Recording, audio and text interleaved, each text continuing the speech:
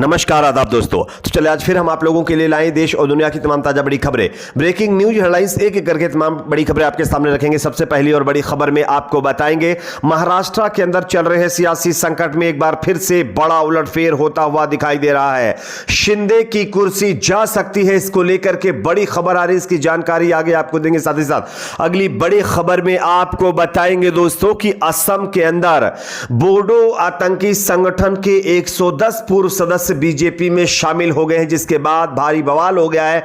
लोगों ने बीजेपी सरकार के ऊपर सवाल खड़े कर दिए हैं। किस तरह से, इसकी भी जानकारी आगे आपको देंगे। साथ ही साथ अगली बड़ी खबर में आपको बताएंगे दोस्तों, केरल की यात्रा से पहले देश के प्रधानमंत्री नरेंद्र मोदी को मारने की धमकी को लेकर के एक बड़ी खबर आ रही है, इसकी भी जानकारी आपको देंगे। साथ ही साथ अगली बड़ी खबर में आपको बताएंगे दोस्तों, कर्नाटक विधानसभा चुनाव से पहले बीजेपी का और वहां की सरकार का बहुत बड़ा फैसला, हिंसा, हेट स्पीच जैसे कई मामलों में कई लोगों के मुकदमे वापस लिए गए हैं, इसकी भी जानकारी आपको देंगे। साथ ही साथ अगली बड़ी खबर में आपको बताएंगे दोस्तों, उत्तर प्रदेश के बागपत से बड़ी खबर है, जहां पर एक और मुस्लिम लड़की को एक हिंदू शख्स के द्वारा निशाना बनाया गया, किस तरह से, इसकी भी जानकारी आगे आपको देंगे। साथ ही साथ अगली बड़ी खबर में आपको बताएंगे दोस्तों कि उत्तर प्रदेश से बड़ी खबर है, जहां पर बीजेपी में भारी बगावत हो गई है। बीजेपी के अपने ही नेता ने अपनी पार्टी के खिलाफ मोर्चा खोल दिया है, इसकी भी जानकारी आपको देंगे। साथ ही साथ अगली बड़ी खबर में आपको बताएंगे दोस्तों कि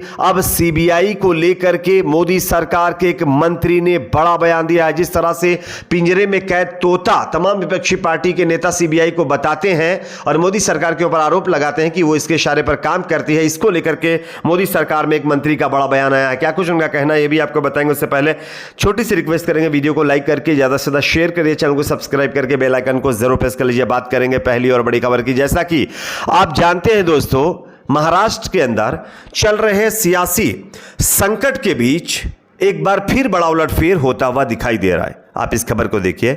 उद्धव शिवसेना गुट के नेता संजय राउत ने बड़ा बयान दिया है। राउत ने कहा है कि शिंदे फडणवीस सरकार का डेथ वारंट निकल चुका है, बस तारीख का ऐलान होना बाकी है।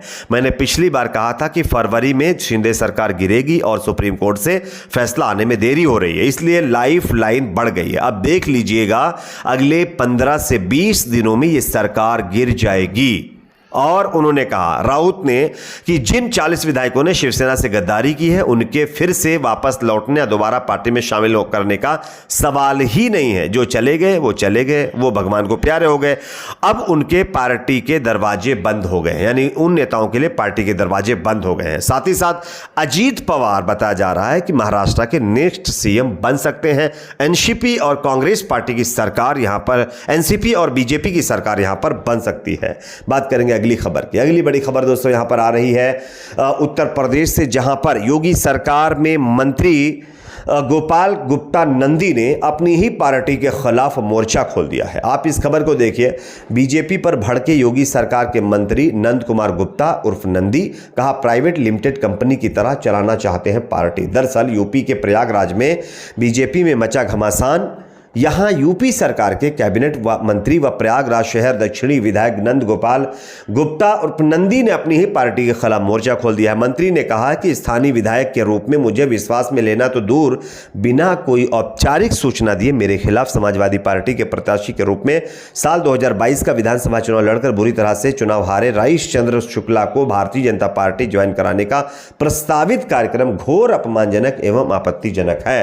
मंत्री नंद कुमार गुप्ता नंदी ने कहा कि स्थानीय विधायक की अवहेलना व उपेक्षा करते हुए विपक्षी उम्मीदवार को पार्टी ज्वाइन कराना बेहद गंभीर प्रकरण है और गहरी साजिश का हिस्सा है। आपको बता दें, एक दिन पहले ही जो उत्तर प्रदेश के डिप्टी सीएम है केशव प्रसाद मौर्य, उन्होंने रईश चंद्र शुक्ला को भारतीय जनता पार्टी ज्वाइन करवाई है और इसी को लेकर के अब योगी सरकार में मंत्री, जो कि कहीं ना कहीं गुप्ता जी जो है, ठीक है, उन्होंने ये बयान दिया है। और इसको लेकर के खबर ये भी है कि जो बीजेपी के अंदर है वो उत्तर प्रदेश के अंदर बगावत हो सकती है। बात करेंगे अगली खबर की।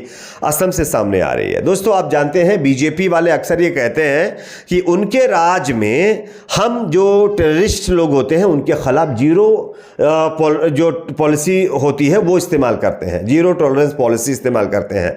लेकिन यहां पर असम से चौंकाने वाली खबर सामने आ रही, मैं आपको दिखा भी रहा हूं। खबर देखिए, बोलता है हिंदुस्तान की खबर है, असम बोडो आतंकी संगठन के 110 पूर्व सदस्य भाजपा में शामिल हो गए हैं। आप जानते हैं बोडो एक ऐसा दहशतगर्द संगठन है जो कहीं ना कहीं हमारे देश को नुकसान पहुंचाता है, और ये संगठन से निकले हुए लोग जिन्होंने अब इस संगठन से अपने आप को अलग कर लिया है, उनको बीजेपी वालों ने 110 जो इसके सदस्य हैं उनको बीजेपी में शामिल कर लिया है। अब आप बताइए, बीजेपी कहती है कि ऐसे लोगों के खिलाफ हम कतई उनके करीब नहीं जाते, जीरो जो है टॉलरेंस पॉलिसी इस्तेमाल करते हैं, और दूसरी तरफ देख सकते हैं किस तरह से उन लोगों को अपनी ही पार्टी में शामिल किया जा रहा है। खैर, अगली खबर की बात करेंगे जो कि सामने आ रही है कोची केरल से, जहां प्रदेश के प्रधानमंत्री नरेंद्र मोदी की यात्रा से पहले उनको मारने की धमकी दी गई है।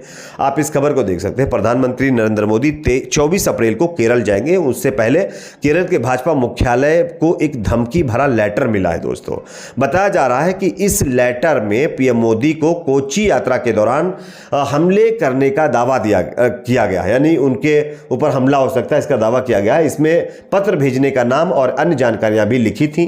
इसके बाद पूरे केरल में हाई अलर्ट जारी कर दिया गया। खुफिया एजेंसियों ने रिपोर्ट भी तलब की है। पुलिस ने उस शख्स की पहचान कर ली है जिसने नाम से धमकी भरा खत आया था। हालांकि उस व्यक्ति ने संलिप्तता से इनकार करते हुए दावा किया है कि उसके विरोधियों द्वारा उसे फंसाने के लिए उसके नाम का इस्तेमाल किया गया था। अब देखना यह है कि आगे इस पर क्या होता है।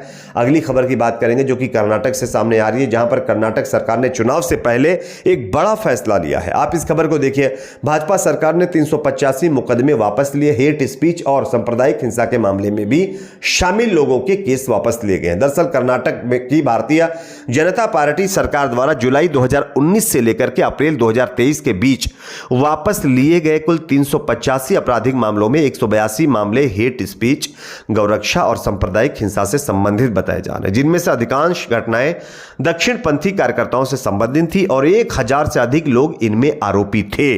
अब दक्षिणपंथी संगठन कौन है, उसमें जुड़े हुए लोग कौन हैं और ये लोग क्या करते थे, इनके ऊपर कैसे कैसे आरोप है, ये मुझे बताने की जरूरत नहीं। आप बेहतर जानते हैं सांप्रदायिक हिंसा, हेट स्पीच के साथ साथ गौरक्षा के नाम पर कौन से लोग हैं जो उत्पात मचाते हैं, और उन्हीं लोगों के खिलाफ ये केसेस थे और बीजेपी सरकार ने ये केसेस वापस ले लिए हैं।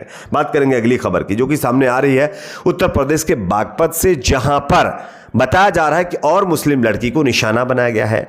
रोहिणी नाज को विनीत नाम के एक युवक ने पहले फंसाया, उसको भगा करके ले गया, उसके बाद अपनी बहन और भाई की मदद से उसको खत्म कर दिया, और उसको खत्म करने के बाद उसकी बॉडी को जो है बोरे में भरकर फेंक दिया। सीसी कैमरे ने इसको लेकर के पूरा राज खोला है। मैं आपको खबर भी दिखा रहा हूं, ट्रू स्टोरी की यह खबर आप देख सकते हैं। जो लोग लव जिहाद का मुद्दा बहुत उठा रहे हैं ना, उनको यहां पर भी देखना चाहिए कि यह कौन सी जिहाद है। अगली खबर की बात करेंगे जो कि सामने आ रही है सीबीआई को लेकर के। सीबीआई मोदी सरकार के दबाव में काम करती है और पिंजरे में कैद तोता है, इसको लेकर के विपक्षी पार्टी लगातार मोदी सरकार पर आरोप लगाती है। लेकिन इसी बीच मोदी सरकार में केंद्रीय मंत्री जितेंद्र सिंह का बड़ा बयान आया। उन्होंने कहा है यूपीए के समय में सीबीआई थी पिंजरे में कैद तोता, मोदी सरकार में यह आजाद हो गई है। अब आप इसको किस तरह से लेते हैं कमेंट सेक्शन में बताइएगा। वीडियो को लाइक, शेयर, चैनल को सब्सक्राइब जरूर करें।